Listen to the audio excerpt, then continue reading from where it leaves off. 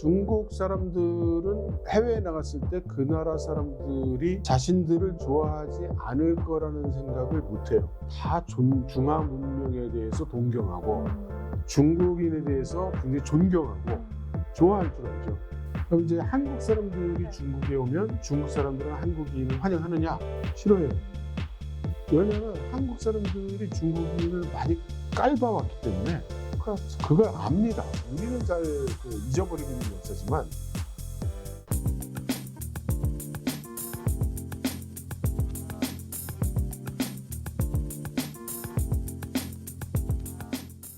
네, 계속해서 글로벌 패권에 대한 이야기들이 쏟아지고 있습니다. 그 가운데는 미국 그리고 중국을 빼놓을 수가 없겠죠. 오늘은 중국에 대해서 보다 심도 깊고 또 우리가 그동안은 들어보지 못했었던 또 궁금했지만 차마 어디서 시원한 해답을 얻지 못했었던 부분들 이분과 함께 다뤄보도록 하겠습니다. 이철 박사님 나와주셨습니다. 어서 오세요. 네, 안녕하세요. 네, 최근에 증시 분위기도 굉장히 심란하고 여전히 지정학적인 리스크 요인들이 우리를 굉장히 좀 혼란스럽게 하고 있는 것 같습니다. 네. 그 가운데 최근에 좀 중동 쪽으로 리스크가 번지다 보니까 중국과 관련된 이야기들이 잠잠하긴 합니다만 사실 우리가 간과할 수 없는 게 바로 중국이잖아요. 네네. 이 중국을 놓고 좀 전반적으로 좀 우리가 그동안 궁금했던 이야기들을 하나하나 좀 풀어가 보려고 하는데 일단 중국이라는 국가를 놓고 봤을 때 글로벌적으로 정치적인 발언은 전혀 아니지만 조금 부정의 감정을 사실 갖고 계신 분들도 꽤나 있으실 것 같다라는 생각이 들거든요. 일부 언론 매체에서는 글로벌 민폐국이다 이런 네. 헤드라인까지 예, 적을 예. 정도로 점점 이 지역 감정들이 조금 더 커지는 것 같은데 그런 배경에 대해서는 일단 박사님 좀 어떻게 생각하세요? 우선 중국의 문화가 우리하고 많이 다르다는 게 이제 크겠고요. 그다음 저는 이 현상을 항상 이렇게 설명을 드렸어요. 어떻게요? 지난 세기에 한때 어글리 재패니스라는 말이 전 세계를 한번 돈 적이 있습니다. 그랬나요? 왜냐하면 일본에서 돈을 벌어가지고 네.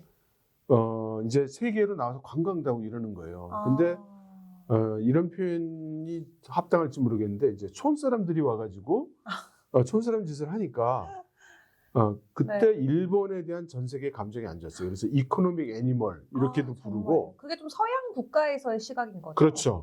그러니까 유럽 국가나 미국에서 네. 봤을 때 이제 관광버스 타고 시청 청소하던 아주머니들이 단체로 오고 이러거든요. 그러면 이제 좀 촌티 나는 거죠. 그래서 일본인들의 그런 좀 교양 없는 그런 행동을 두고 어글리 재패니스란 말이 전 세계를 한 2, 3년 유행을 했었어요. 네. 그리고 나서 한 10년, 20년 지난 다음에 한국 사람들이 돈을 버니까 이번에 한국 사람들이 전에는 못 나가던 해외여행이 자유화 돼서 막 해외를 나가는 거예요. 그랬더니 어글리 코리언 이런 말이 돌았는데 그게 제가 보니까 한 1년 정도로 끝나는 것 같더라고요. 그래서 제가 얻은 결론은 뭐냐. 이게 예를 들어 한국 사람이든 일본 사람이든 본국에서 엄청나게 잘 나가는 사람, 굉장히 수준 높은 사람, 이런 사람들은 언제 해외에 가도 그런 얘기를 들을 이유가 없죠. 그렇죠. 네, 근데 이제 현지 사회에서 해외여행도 잘 못 해보고, 그런 이제 처신을 잘 모르는, 좀 교육도 좀 못 받고, 이런 사람들까지도 해외여행을 할 수 있게 되면 그 나라에 대해서 이런 비판적인 이야기가 많아지는 것 같아요. 근데 중국의 경우는 문제가 뭐냐면 왜 일본은 3년이고 한국은 1년이냐? 한국은 5천만이고 일본은 1억 4천만이니까 한 3배 걸리는 거예요. 근데 중국은 14억이야. 야, 그럼 이 얘기, 어글리 차이니스 얘기 없어지려면 이거 한 30년 걸리겠구나. 이런 생각이 들어요. 절대적인 인구수에서 일단 차이가 나버리니까. 그렇죠. 그럼 내가 농촌에 계신 분들을 비하하는 말은 아닙니다만 예를 들어 깡촌에서 지내던 사람들까지도 정부 보조금 받아서 이제 관광여행을 오게 되면 그러면 서툰 행동들을 많이 하게 되죠. 그게 가장 크고요. 또 재밌는 거는 두 번째로 중국 사람들은 해외에 나갔을 때 그 나라 사람들이 자신들을 좋아하지 않을 거라는 생각을 못 해요. 오, 자신감이 좀 있네요. 자신감이 있는 게 아니라 항상 그 중국 안에서 국영 매체를 통해서 듣는 네. 거는 위대한 조국, 위대한 중국, 찬란한 5,000년 중화 문명 네. 이런 얘기를 듣고 텔레비에 나오는 외국인들은 모두 와 중국 너무 대단해요. 대단하다, 뭐. 근데 사실 이거 우리나라도 마찬가지죠. 일본도 마찬가지고 다 외국인들한테 마이크 쥐어주고서 한국에 대해서 어떻게 생각하십니까? 그러면 동그라미 이런 땡땡 이런 말은 안 하죠. 다 듣기 좋은 말 하잖아요. 네. 근데 중국은 유독 심하고 그다음 당에서 이렇게 그 고무 찬양 네. 이런 거를 많이 하다 보니 외국에 나가면 다 중화 문명에 대해서 동경하고 중국인에 대해서 굉장히 존경하고 좋아할 줄 알죠. 그래서 중국 사람들이 해외에 나가서 네. 그 반대라는 것을 발견하고 이렇게 충격에 오히려. 휩싸이는 그런 사람들도 꽤 있어요. 아, 정말요? 오히려 어떻게 보면은 정부와 국민들은 이제 외부에서 본인들이 어떻게 비춰지는지에 대해서 조금 네. 인식하고 인지하는 게 조금은 다를 수 있는데 그게 네. 어떻게 보면은 이제 정부와 이제 중국 내부에 있는 언론들에게 가스라이팅이라고 해야 될까요? 어느 정도 조금 이렇게 색안경이 끼워진 상태에서 좀 이야기들이 나오다 보니까 그런 부분에 대해서 좀 우리가 인지하는 거랑은 좀 다를 수는 있다. 예, 제가 네. 이것도 한 30년쯤은 된 얘기 같아요. 네네. 중국의 레이디 두 분이 책을 네. 썼어요. 오, 네. 네, Chinese Gentleman이라는 책이었거든요. 그게 뭐냐면 지금 이 서방 세계에 가서 네. 중국 분들이 너무 서툰 행동을 많이 하니까 네. 이 중국에 말하자면은 그 귀부인 두 사람이 네. 너무너무 이 통탄을 한 거예요. 오. 그래서 이 중국 남자들을 좀 교육을 시켜야 되겠다. 그래서 해외 나가면 네. 이런 것 좀 하지 마라. 이건 이렇게 하면은 서양 예절에는 굉장히 어긋난 거니까 네네. 이거 하지 마세요. 이거를 굉장히 기분 안 나쁘게. 오. 예, 보는 중국 젠틀맨 기분 안 나쁘게 아주 완곡하고 아주 부드러운 표현으로 네. 그렇게 그 행동 강령을 이렇게 쓴 책도 있었어요. 그것은 역설적으로 그만큼 많은 중국인들이 해외에 나가서 네. 세련되지 못한 행동으로 손가락질 당해 왔고 또 지금도 그런 현상이 있다는 반증이기도 하죠. 사실 중국 남성분들 하면은 뭔가 저희 이미지에는 굉장히 그 부인의 말을 잘 듣고 네. 순종적이다 좀 이런 이미지가 좀 있기는 하잖아요. 그래서 남성보다는 중국은 여성의 목소리가 훨씬 더 크지 않나요? 그게 지역마다 좀 다른가요? 지역마다 다르죠. 그쵸? 지역마다 많이 다르고 네. 제가 볼 때는 지금의 한국의 여성들이 받는 대우에 비하면 네. 지금 중국의 여성들은 굉장히 통탄해 할 겁니다. 우리는 왜 이렇게 대접을 못 받나 하고. 오히려. 예. 그리고 어느 나라나 그렇지만 남편 또는 남자 쪽이 돈도 많고 권력도 강하고 그렇죠. 그러면 태도가 네. 그렇게 부드럽고 살살 먹고 그렇지 않아요. 예. 저도 어쨌든 상해에서 한 6년 정도 네. 생활을 했었는데 상해에서는 그 부부의 이미지가 남자가 집안일도 해야 되고 돈도 벌어와야 되고 그래서 거의 약간 여왕을 모시는 게 조금 상해 부부의 이미지기는 하거든요. 그런데 그건 중국 안에서도 네. 예를 들어서 아버지 어머니 제가 여자친구가 있어요. 네. 그래서 소개를 했는데 상하이 여성이야. 네. 그럼 부모가 어쩌자고 상하이 아가씨를. 그러니까. 네. 워낙 여자가 거기가 세다 보니까. 예, 그렇습니다. 중국 제1입니다. 네, 좀 지역마다 확실히 편차는 좀 있는 그런데 뭐 이제 동북 지역에 간다든가 춥고 힘들고 이런 지역에 가면 좀 남자들이 좀 가부장적인 게 굉장히 강하죠. 맞아요. 네. 들었던 것 같아요. 그런가 하면은 이제 소수민족인데서 티베트 같은 데 가면은 거긴 또 이제 일처다부제를 하기 때문에 아직도요? 아직도 해요. 합법이에요. 신당 뭐 이런 곳이요? 예. 거기는 일처다부제만 있는 게 아니라 일부 다처제도 있어요. 근데 이거는 우리가 생각하는 건 좀 틀린 게 만일에 일부 다처제를 하려면 부인이 그 자매여야 돼요. 에?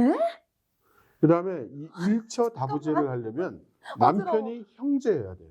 이게 무슨 말이야? 그러니까 일처 다부제나 일부 다처제가 나온 배경이 네. 나는 돈도 많고 여자를 많이 거느릴 수 있으니까 네네. 여자 다 데려와 이런 게 아니에요. 네. 이 부인이 여럿이 되든지 남편이 여럿이 되면 거기에 의한 그 갈등이 많이 생깁니다. 그렇죠. 근데 그럼에도 불구하고 그렇게 하고자 할 때가 있어요. 대부분 어떤 때냐면은 권력을 한 군데로 보존시켜야 되거나 재력을 한 군데로 보존시켜야 되거나 네. 예를 들어 삼성 같은 경우에는 삼성가를 이어받는 사람이 대부분의 부를 가져가죠. 네. 근데 예를 들어 현대가 같은 경우는 아들들마다 이렇게 띄워주잖아요. 물론 장남한테 제일 많이 띄워주겠지만 네. 그러면 2대, 3대, 4대 가면은 자꾸 이게 갈라져 가지고 분산되는? 분산이 되겠죠. 그러니까 그런 걸 막기 위해서 그 하나로 몰아주는 거예요. 옛날에도 조선시대 때 예. 그 왕권에 있다가 이제 형제 누군가가 먼저 예. 돌아가시면 예. 형수를 이렇게 부인으로 삼는 그런 그거는 사실 그 이제 흉노의 그 사마천의 사기에 보면 네. 흉노의 문화를 소개할 때 이제 그렇게 나오죠. 근데 저는 그것도 조금 오해가 있다고 생각해요. 이 유목민족의 생활이라는 거는요, 항상 매일매일이 생존과의 투쟁이에요. 네. 그럼 예를 들어서 형님이 돌아가셨어요. 그러면 형수와 그 형님의 아들들, 조카들은 누가 케어해 주냐? 해줄 방법이 없어요. 그러면 형님이 남겨놓은 뭐 양떼, 소떼가 있겠죠? 그걸 제대로 목축을 할 수가 없어요. 간단히 얘기하면 걷어주지 않으면 죽습니다. 그런데 더부살이로 한 집에 아줌마가 둘, 그다음에 조카들, 자기 네. 자식들까지 같이 있어가지고 먹을 거 부족하면 또 분란 생기고. 그래서 이걸 생존을 위해서 이어받게 하는 거지. 네. 거꾸로 말해서 동생이 죽으면 제수 씨와 그 아이들도 네. 형이 가족으로 포함시킵니다. 우리가 잘 아는 징기스칸 있죠. 네. 징기스칸의 첫 번째 아들이 징기스칸 아들이 아니에요. 징기스칸이 노예로 잡혀가서 있는 거를 네. 그 부인이 몇 년 후에 찾아가지고 갑니다. 그때는 이미 남의 애를 낳은 상태였죠. 그런데 이 유목민족의 문화에서는 네. 그런 게 중요하지 않아요. 유목민의 생활에서는. 그래서 징기스칸이 세계를 제패한 다음에 네. 칸의 지위를 첫 번째 아들에게 물려주려고 그랬어요. 당연히 징기스칸의 혈맥은 아니죠. 네. 징기스칸은 제 생각은 그랬던 거예요. 당연히 장남에게 물려주겠다라고 했는데 같이 그 동맹했던 부족들이 칸의 피가 섞이지 않은 사람을 우리가 다음 칸으로 모실 수 없다. 그래가지고 할 수 없이 둘째에게 물려주게 됩니다. 그러니까 이거를 우리 입장, 우리 시각에서 이렇게 생각을 해가지고 이렇게 하면은 좀 네. 그 오해가 있어요. 네. 그렇군요. 참 재밌는 이 문화권마다의 이 에피소드가 있는 것 같습니다. 다시 예. 조금 중국으로 우리가 초점을 맞춰서 생각을 해보면 네. 중국이 말씀 주신 대로 뭐 워낙 인구 수도 많고 그러다 네. 보니까 과거 중국만의 문제는 아니었고 일본도 그러했고 한국도 그러했지만 중국에 대한 그러한 시선이 더 오래 갈 수밖에 없다 언급을 주셨는데 네. 유독 또 그런 눈초리를 받는 이유 중에 하나가 바로 이 중국식 기준을 너무 중국 안에서도 강요하는 것 아니냐라는 이야기들도 있거든요. 말 그대로 예. 뭐 강대국의 횡포다 이런 네. 식으로 또 표현하시는 분들이 있는데 네. 좀 어떻게 생각을 해보면 그건 틀림없습니다. 그런데 이것도 네. 이제 제가 중국 사람 편을 든다고 말씀하실지 모르겠지만 사람들은 다 자기 몸에 익은 대로 생각을 해요. 그렇죠. 그러니까 중국 사람들이 내가 돈 있고 힘 있고 우리나라 강하고 그러니까 너희들 말 들어 이거는 네. 뭐냐면요. 네. 중국 내에 사람과 사람, 기업과 기업, 조직과 조직의 관계가 그런 거예요. 그러니까 일본 문화에서 그러면 막 상대를 이렇게 하느냐. 실질적으로 그렇게 하더라도 그렇게 거칠게 바깥으로 표현을 안 한다는 거는 일본이라는 국가도 다른 국가에 대해서 그렇게 별로 안 하죠. 네. 그럼 한국은 어떻게 하고 있을까요? 한국에 대해서는 외국 사람들이 막 네. 좋아해주고 이제 그럴까요? 그렇지 않을까요? 그럼 이제 K 컨텐츠가 워낙 사랑을 많이 받으니까 그렇죠. 확실히 그래요. 좀 환영받는 민족 아닌가요? 그럼 이제 한국 사람들이 네. 중국에 오면 중국 사람들은 한국인을 환영하느냐? 대체로 환영하지 않습니다. 그래요? 네, 싫어해요. 왜냐하면 한국 사람들이 중국인을 많이 깔봐왔기 때문에 그렇죠. 그걸 압니다. 그렇죠. 네, 그래서 그 한국인들에 대해서 네. 별로 느낌이 안 좋아요. 둘째로 우리는 잘 잊어버리고 있는 역사지만 일본이 뭐 관동국도 만들고 중국을 공격하고 굉장히 나쁜 짓을 많이 했잖아요. 네. 그런데 잘 생각해 보면 그때가 일제 시대잖아요. 그럼 우리 윗분들은 군대를 갔습니다. 네. 일본군으로요. 아. 그럼 그 동북 지역이나 이런 데서 소위 우리가 듣고 있는 일본군이 저지른 수많은 만행. 그게 그러면 한국 사람들이 했다고 인지하는 거예요? 상당수가 조선인이었죠. 오. 그래서 저 같은 경우도 저는 중국 사람이 대만 사람인데. 네. 대만 사람이요? 네, 전 집사람이 대만 사람이에요. 네네. 그래서 제가 결혼할 때 처갓집 친척분 중에 하나가 굉장히 격분을 하셨어요. 왜요? 왜 하필이면 한국인이냐. 근데 이상하게 한국인들이 우리 네. 만주에 와가지고 얼마나 나쁜 짓을 많이 했는지 아냐. 아, 진짜요? 예. 근데 저는 뭘 느꼈냐면 예. 본토보다 예. 대만이 유독 한국에 대한 감정이 더 안 좋다라는 걸 제가 느껴요. 아, 그렇습니다. 네. 근데 그거는 또 대만은 일본 사람들은 또 좋아해. 한국을 유독 싫어하는 것 같아요. 그게 한 30년 사이에 바뀐 겁니다. 그러니까 우리가 원래는 대만과 우리는 서로 혈맹이라고. 네. 그렇게 굉장히 가까운 사이였어요. 네네. 우리가 6.25 전쟁이 이렇게 나고 북한이 이렇게 공격을 해왔을 때 가장 먼저 군대를 보내겠다고 한 나라가 대만이었어요. 받아주지 않았지만 미국이 네. 네. 그럴 정도로 친했습니다. 네. 굉장히 가까웠죠. 그런데 우리가 이제 대만과 단교하고 중국과 수교를 했죠. 근데 대만은 그때 거의 200개에 가까운 나라와 단교를 당하면서 네. 많은 나라로부터 단교를 쭉 당해왔는데 대만인들 입장에서 볼 때 가장 모멸적으로 단교를 당한 게 한국이었어요. 정말요? 예. 그래서 예를 들면은 그렇게 단교를 하면서 네. 한국에 살고 있던 모든 화교들의 국적을 대법원에서 등기 이후에 대만으로 중화민국으로 되어 있는 국적은 모두 일괄 중화인민공화국으로 바꿔버렸습니다. 그러니까 이걸 우리식으로 표현하면 뭐냐면 일본에 있는 우리 교포들이 네. 우리 남쪽에 가까운 뭐 민단 쪽도 있고 조총련 쪽도 있고 네. 한데 어느 날 모두 일본 내에 있는 남한인이든 북한이든 모두 국적을 북한으로 바꿔놨다. 그쵸. 이런 거예요. 그러니까 그때도 굉장히 마음이 상했고 그 다음에 뭐 몇 가지 사건이 있었죠. 네. 이제 LCD 산업으로 해서 미국이 조사를 할 때 네. 우리나라 기업들이 배신하고 고발을 해가지고 대만의 그러니까 우리로 치면은 삼성, LG, SK의 사장, 부사장 이런 사람들이 미국의 감옥에 들어가서 몇 년간 7년 뭐 이렇게 복역을 했어야 됐어요. 네. 그러니까 그것도 우리는 모르고 우리에겐 알려지지 않았지만 대만 사람들에게 큰 뉴스였고 또 대만의 지금 TSMC가 굉장히 반도체 잘하잖아요. 네.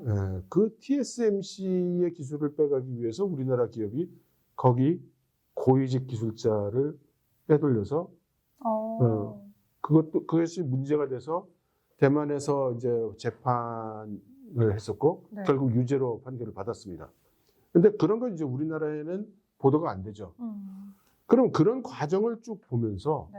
그러면 대만 사람들이 한국에 대한 이미지나 감정이 좋기는 힘들죠. 그렇군요. 어쨌든 좀 수년에 걸쳐서도 대만과 한국 사이에서의 어떤 그런 갈등까지도 연결이 되고 있다라는 부분을 배경적으로 좀 설명을 주셨습니다. 한 가지 더. 최근에 네. 그 대만에서 이 언제까지나 한국하고 그렇게 삐져서 있기는 어렵다. 그렇죠. 네, 지금 그 미국 트럼프 하는 것도 지금 심상치가 않고 중국 시진핑 하는 것도 심상치가 않은데 이거 우리가 미중 같은 큰 나라라고 당하고만 있어야 되냐. 우리 중견국들, 좀 산업 국가들이 네. 좀 뭔가 손을 잡고 힘을 모으자. 힘 모아야겠다 해서 좀 대만 쪽에 있는 산업계라든가 학계라든가 이런 데서 자꾸 그런 오퍼를 하고 있습니다. 우리나라에 뭔가 협력을 해보자. 네. 근데 지금 우리나라 쪽에서는 그 반응이 거의 상대를 안 해주고 있죠. 아, 진짜 오히려 이제. 상대를 별로 안 해줘요. 네. 그렇군요. 그런 가운데 중국이 어쨌든 워낙 내부적으로도 그리고 보여지는 부분에 있어서도 강대국이다라는 이미지가 강하다 보니까 이게 해외에서도 또 중국이라는 국가, 문화, 또 그들의 민족을 바라볼 때 서로 조금 이해를 100% 해주지 못하다 보니까 생기는 오해들이 확실히 있는 것 같습니다. 네.